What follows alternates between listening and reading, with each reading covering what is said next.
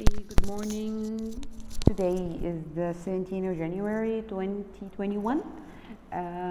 Our lesson today is about the commas and the semi-commas, colon, semicolon, and dash. We will separate it into 2 or 3 lessons according to the time. But first, we are going to study the rules of those punctuation, especially that you may meet in the SAT. That's why we are going to practice some exercises from real SAT exams. The first thing we are going to study are the comma. Some of you may assume that you know the rules of the comma, but actually we have 5 main rules of comma that you have to put in your mind while answering this question. This is how the comma look like. But when can I use the comma? The first rule is that the comma surround the non-restrictive clause and a positive. The comma surround, it means that the non-restrictive clause and the positive, both of them come between 2 commas. Maybe some of you do not know what the meaning of non-restrictive and what the meaning of appositive. What the non-restrictive clause and what is the appositive. Okay, the key rule or the clue to remember that rule is that if you remove this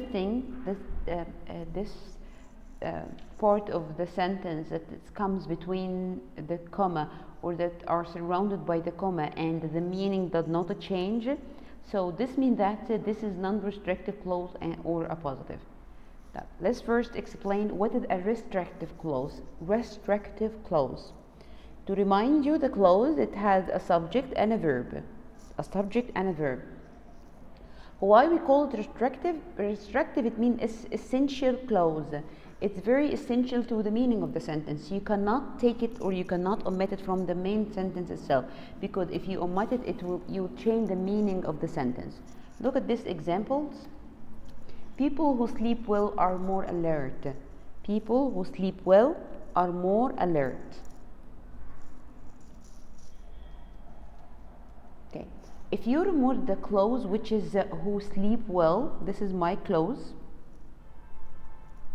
Yes, who sleep well, this is the clause, and we call it relative clause. Why? Because it starts with relative pronoun. The relative pronoun who act like a subject and the sleep is the verb. That's why we call it a phrase, a clause. If I remove it, who sleep well, the left out will be people are more alert. People are more alert. Okay, does it make sense to read people are more alert? This is the left out. Here it is. People are more alert. The left out does not make sense. So this means that the whole sentence meaning has changed. So you cannot you cannot remove who sleep well because it's essential. Essential means it's restrictive clause. Restrictive clause. I cannot remove it from the sentence. That's why it's not put between 2 commas. I don't put it between 2 commas because I cannot separate it from the whole sentence with any means of separation. So that's the restrictive clause. Essential clause, I cannot erase it from the sentence. So what is the non-restrictive? Of course, it would be the opposite way. Non-restrictive, it will be unessential clause. It's not essential to the meaning of the sentence. This means that I can get rid of it, I can erase it, I can eliminate it from the sentence, and the meaning of the sentence will not change at all. Look at this example. Nate, who works as a software engineer, majored in computer science. Suppose that I don't have an underline or I don't have the comma. And you read this, I can, of course, identify or determine where is the clause. Who works at a software, this one, who works at the software engineer.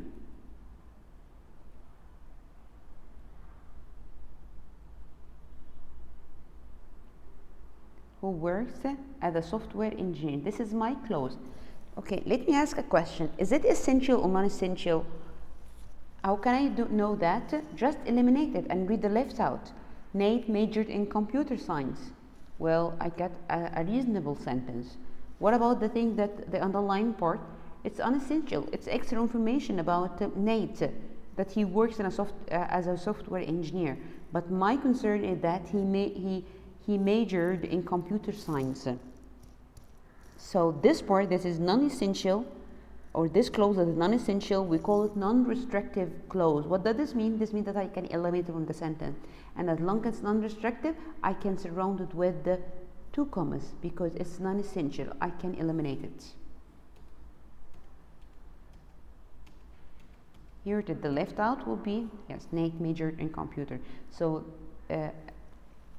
this is how the sentence, look like after removing the non-restrictive clause. So now we understand what the meaning of restrictive clause and non-restrictive clause. So what's the meaning of an appositive phrase? Most appositive phrases are also non-essential, and most of them are noun phrases. Read the sentence here. Torsha, a fan of celebrity gossip, loves watching the Wendy Williams show. Without having the comma or the underlined, and you read this part, a fan of celebrity gossip, you find that it's something interrupting the flowing of the sentence. This is number 1. Number 2, eliminate it. Torsha, if you eliminate this part, Torsha loves watching the Wendy Williams show. What about this part? A fan of celebrity gossip. I'm just adding more information or modifying Torsha by using what? This is a phrase because it doesn't have a verb. It's a fan of celebrity gossip. And we call it noun phrase because it starts with a noun. A noun phrase which is unessential and I can eliminate it from the sentence. This means that it's a positive phrase. We call it a positive phrase. What's a positive phrase? It's like an extra information comes in the middle or interrupted the sentence to add more information to the noun.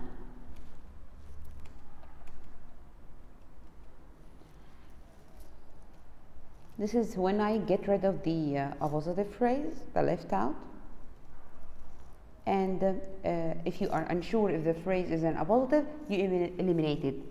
If the meaning of the sentence has changed, so this appositive should be surrounded by a comma.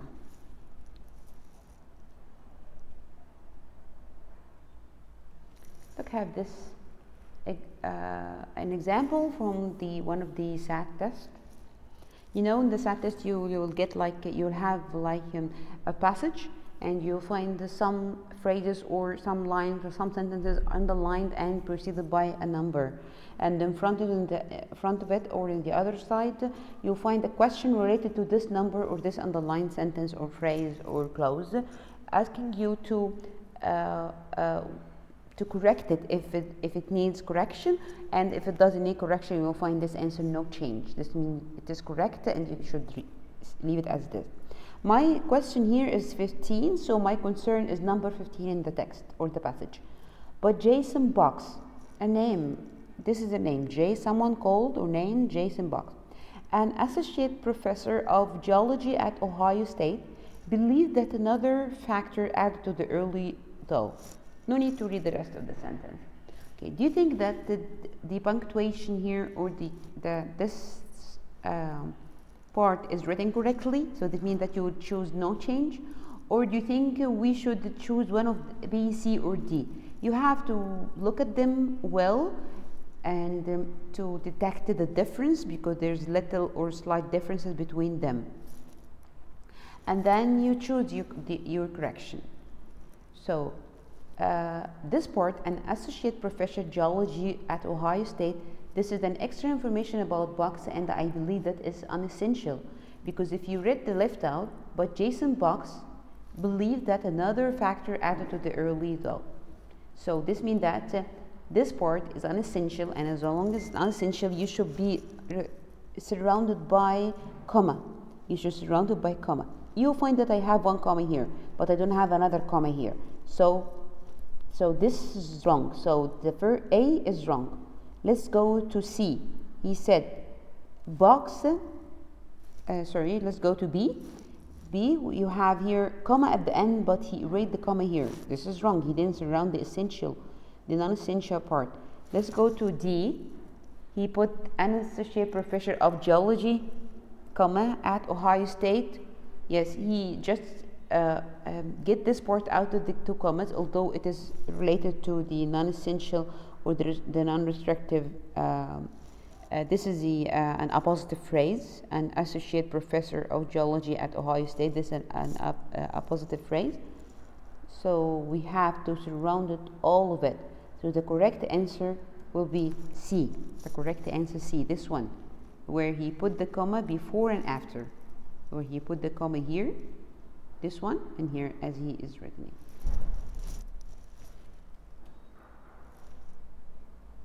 So this is the first rule.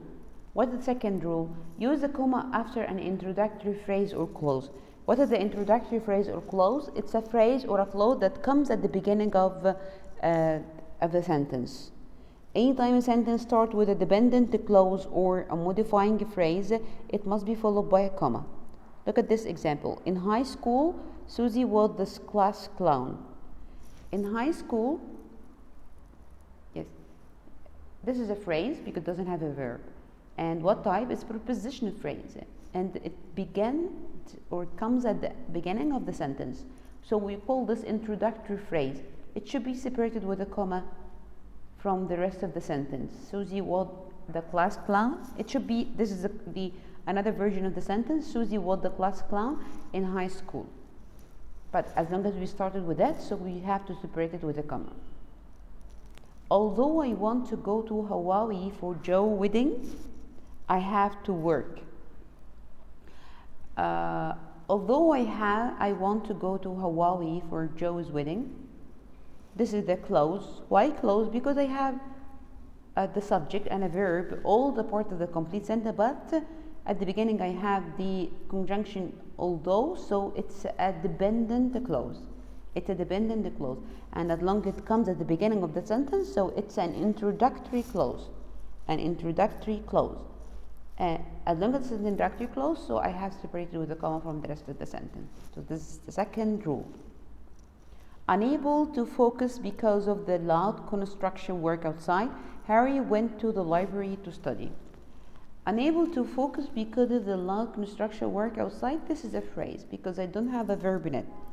And again, it comes at the beginning, so it's an introductory phrase. That's why I separated with a comma.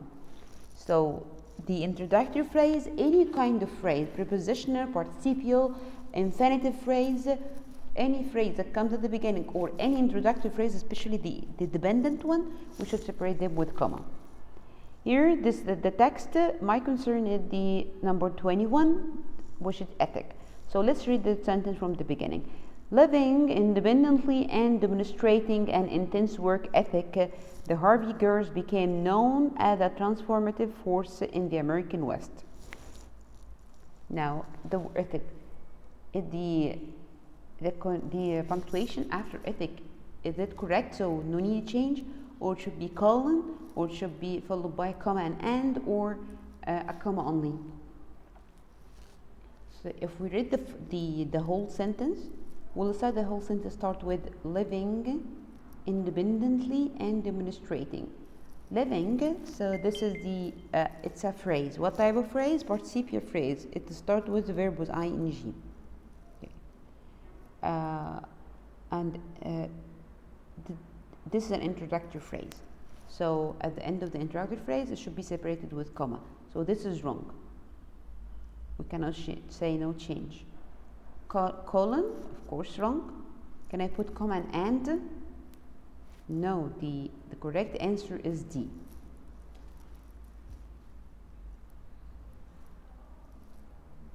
Because if you add here comma and, this is incorrect.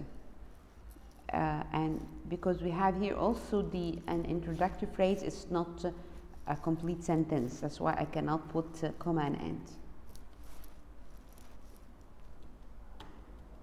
The third rule, you use commas to separate items in a list. Suppose that you went to the supermarket and you bought a lot of things and you want to list them, the thing that you have bought. How can you list them? Are you going to say that I bought banana and milk and tea and water and orange? Of course no. in order to separate, you to put them in the list, you have to separate them with comma.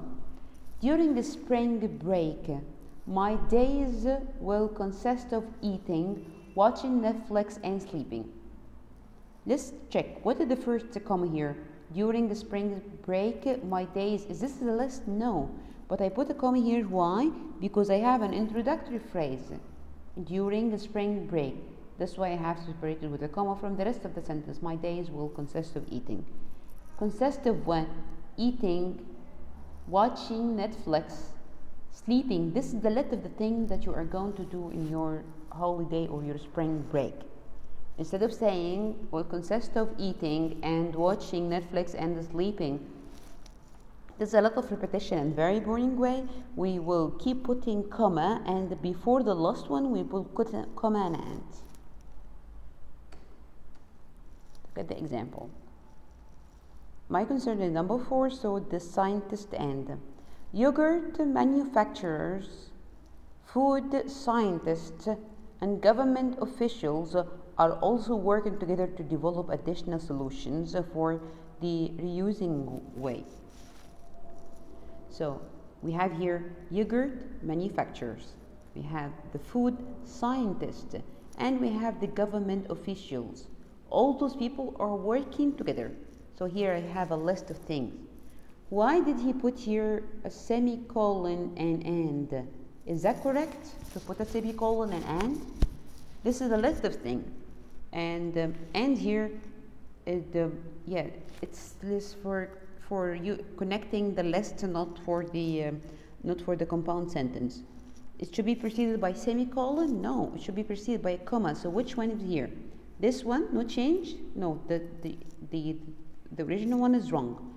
Scientist colon and no, this is wrong too. The last one, scientist comma and comma again, this is wrong. So the correct answer will be C. The correct answer is C. Because here we have in the last one, we have unnecessary comma after and. The fourth rule, don't use commas to separate complete thoughts. Yes, we know that. The comma is too weak to separate two complete thoughts. But instead I can use the semicolon. So using comma to separate two complete thoughts creates a grammar error that we know known as comma splice. Here, Dorothy failed her test. It was extremely difficult. Dorothy failed her test. This is a complete thought and can stand alone by itself. It was extremely difficult. Also, this is a complete sentence. I cannot separate it with comma, but I can separate it with semicolon because the semicolon is more stronger. So the clause before and after the comma here in this sentence, they are two complete thoughts. This one and this one. These are two complete thoughts and they can stand alone as sentences. So the few ways to correct them is to put whether putting a conjunction instead of the comma, one of the coordinated conjunction, or to put a after the comma, of course, or to put a relative pronoun after the comma, or to use semicolon or colon to correctly separate the two complete thoughts. So it will look like this. This is a correction. Whether to put a comma followed by a coordinated conjunction like but here, or to put a comma followed by a relative pronoun to create a relative clause, or to put a semicolon by itself or colon according that we are giving extra information or explaining the first one. Dorothy failed her test. Dorothy failed her test. It was extremely difficult. I'm giving here an explanation for why did she fail her test. So I can put colon or semicolon.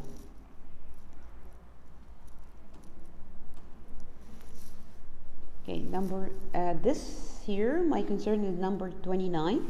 So let's read the beginning of the sentence. Take parlet pears for instance. Unless they are treated with exactly the right amount of 1 MCP at exactly the right time, they will remain hard and green until they rot, and consumers who experience this will be unlikely to purchase them again. Okay, to take polyp pairs for an instance unless they are treated.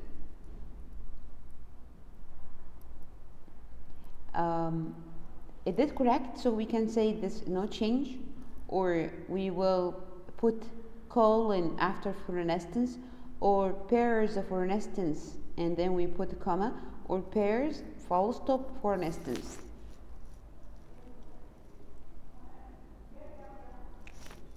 The comma after an instance here in this one is incorrect because the clause before and after the comma are complete thoughts, which is what Turk peerless pairs for an instance unless they are treated with this is two complete thoughts, so I cannot separate it with comma, so the first one is wrong. The answer C, pairs for an instance, and then he put comma. Here we have commas plus because we are still connecting two complete thoughts, so C is wrong. D also is wrong. Why? Because the resulting sentence do not make sense in context. When you put a full stop here or a period and start a new one for an instance and you complete, this is the it doesn't make sense. So the correct answer is B. Why? A colon here comes after a complete thought. This is number one, and it set up a list of explanation. He explained what is before it. Why should I take it? For an instance, it gives me a list of explanation, and this explanation follows the column. So the answer B is correct. The last rule was number 5. Don't use comma between an adjective and a noun. How can I do this? We cannot replace a comma between an adjective and a noun. Check this one. Trista bought a blue truck. Now, blue, it's an adjective describing color, describing truck. How can I separate them with comma here? The correct is to say Trista bought a blue truck directly. Okay, now we will stop here. Yes, we will stop here. And tomorrow we are going to work on we have 2 running sessions, so we will have the enough time to continue the other 3 punctuation. Today you will find on your LMS. Let me show you. Today in your LMS you will find a vocabulary, the list of the vocabulary of the moral logic of Survivor Guild. I think that Mr. Adam has read it with you, and those are the new words that you have met included with the concept vocabulary, and followed by some exercises on those words. I hope to study them well. I will make a recorded session for you to just pronounce the word and explain their meaning in details. Thank you very much. Enjoy your day, and don't forget you have an online quiz today starting from 6 to 6:30, 30 minutes. It's only 1 attempt allowed, so please don't forget and don't lose it. Thanks for watching. I wish you a happy day and good luck.